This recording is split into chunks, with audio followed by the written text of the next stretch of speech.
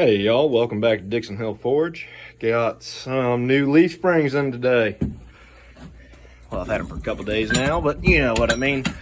Anyways, these are off of a equipment trailer that hauls around mini excavators. So what we're gonna do, we're gonna cut off the knob that holds the through bolt. We're gonna flatten this out and we're gonna start making knives out of it. Maybe some axes later on, but for now we're gonna start with a knife.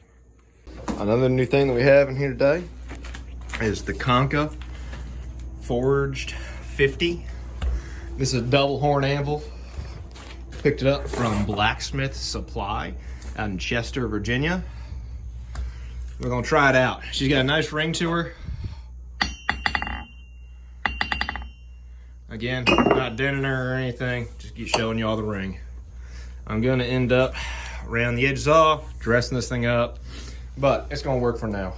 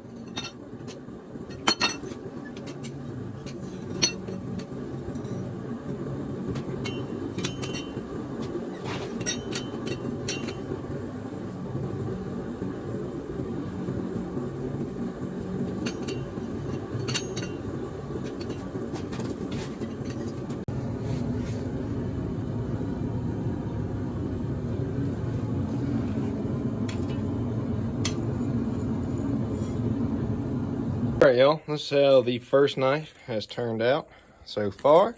It's been normalized twice now. What we're going to do is we're going to come through, clean up the shape, grind it all flat. We'll probably do it tomorrow because it is Friday here and I do want to relax a little bit. So we'll see how it goes here. And then, okay, so we got the knife marked out here. I've opted to just cut a straight line across the top, and that's going to form my point. And then I'll hit it with the 1x30 sander to set my bevels and start sharpening it. And what I'm going to do is I'm going to take a little bit off of both ends of the tang here. The only reason I'm doing that is just I want a little bit smaller tang. This thing is pretty darn beefy right now. And yeah, I know it's going to be a beefy knife anyways, kind of a camp knife, but just kind of want to get it a little bit smaller so when I put some wood on it, my hands aren't held open the whole time.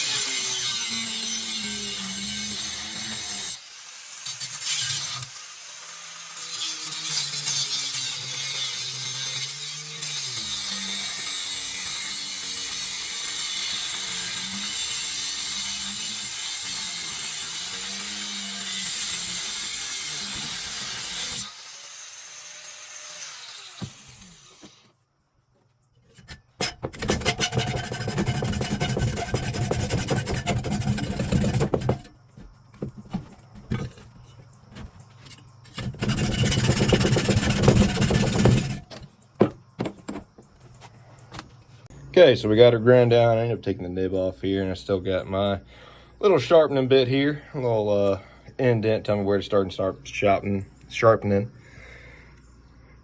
Now what I'm gonna do, come over to my new 1x30 belt sander from Harbor Freight. We're gonna see how this works after all the big belt sanders didn't work. I guess they were just not ideal for what I was doing. So we're gonna go ahead and try this out, set the bevels, sharpen the edge, clean up everything. Let's get PPD'd up and get to it.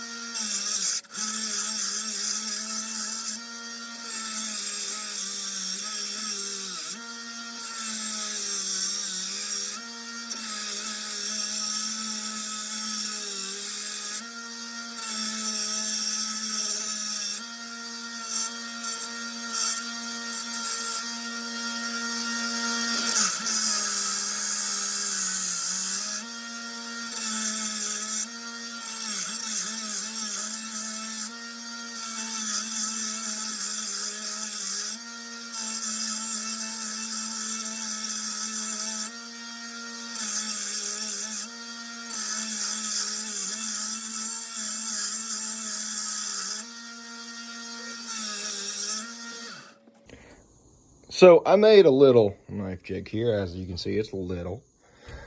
But what I did was I took a piece of scrap angle iron that I had, drilled 2 holes in it. This is a bolt that was on the leaf springs holding them to the trailer.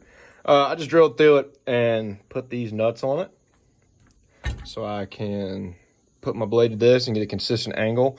If I need more or less of a bevel, I can always adjust how much extends out the bottom of the nuts. But since my table is so small, I'm having it sit on a piece of plywood. I'm going to end up making a bigger table for this thing. But for now, this will work. How it works is I'm just going to put it on here, and I will be able to slide this thing back and forth.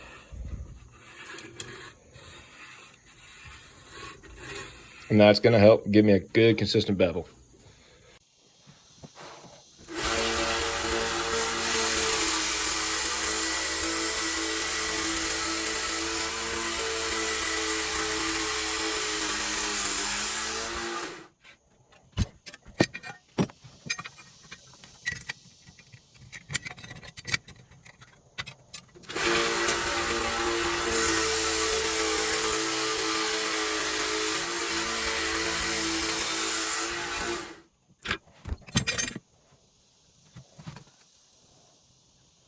Okay, y'all, so excuse my knife template here. What I'm going to do now is I'm going to go ahead and take a round file and file in this little sharpening corner here. Just get that thing a little bit better, a little bit cleaner before you heat treat it.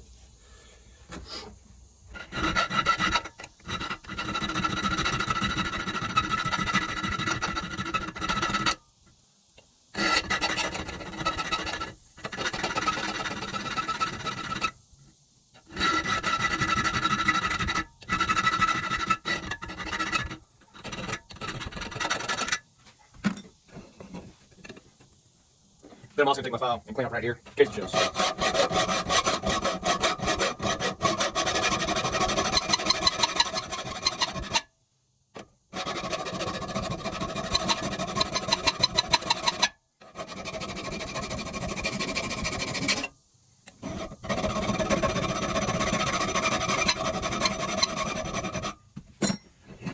I've got one fat piece here, so I'll go ahead and trim that up just a tad.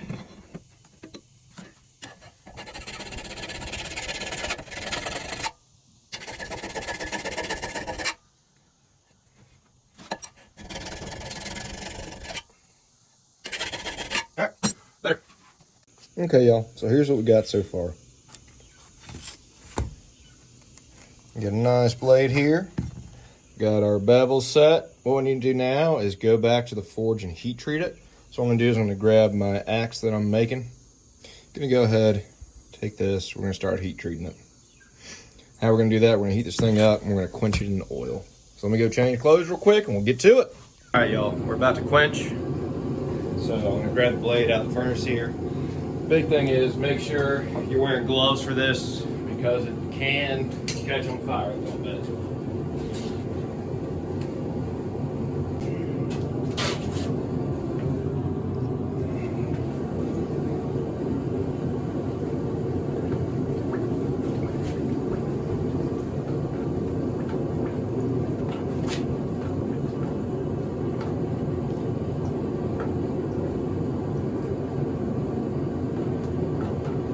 And this is just regular car motor oil. I think it's a mix of 5W20 and 5W30 maybe.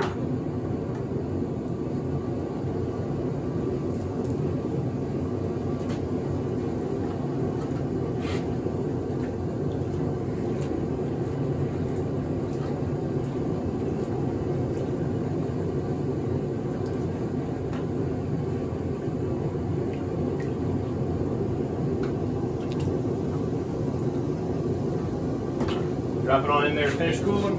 Go ahead and rub the oil, wash the oil off my tongs. So after tempering the knife, 2 cycles of 1 hour at 400 degrees, that's what we got.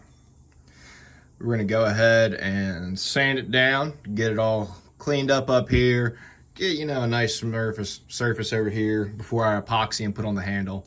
So we're gonna go ahead and get started on that here.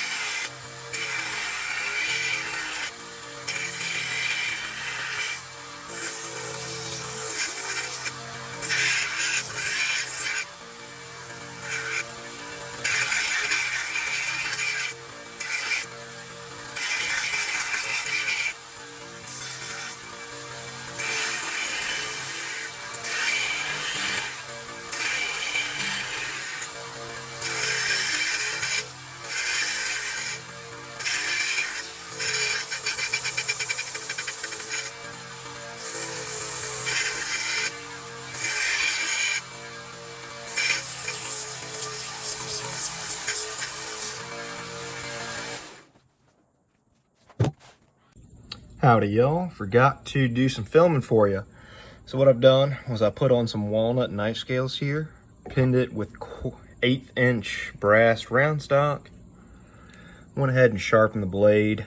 I used a file, some 80 grit sandpaper, and then polished it up with a rough and a medium grit diamond stone.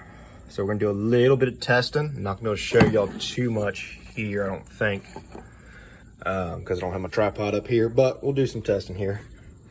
It does work, it's nice and sharp. Again, this is a camp knife, it's not meant to be perfect.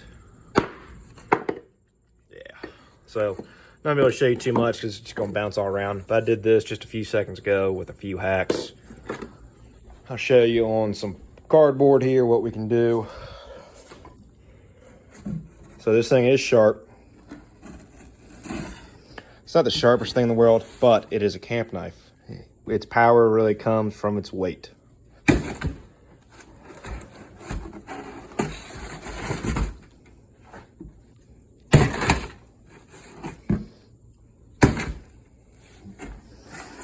So, how does that work?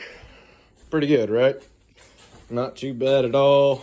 It's a camp knife. It'll be great for splitting kindling, etc., etc. And she still holds an edge after hacking into wood. If you enjoyed this video, please like, subscribe, help me out. If you got any comments to help me along my journey, feel free to leave them. Thanks, y'all.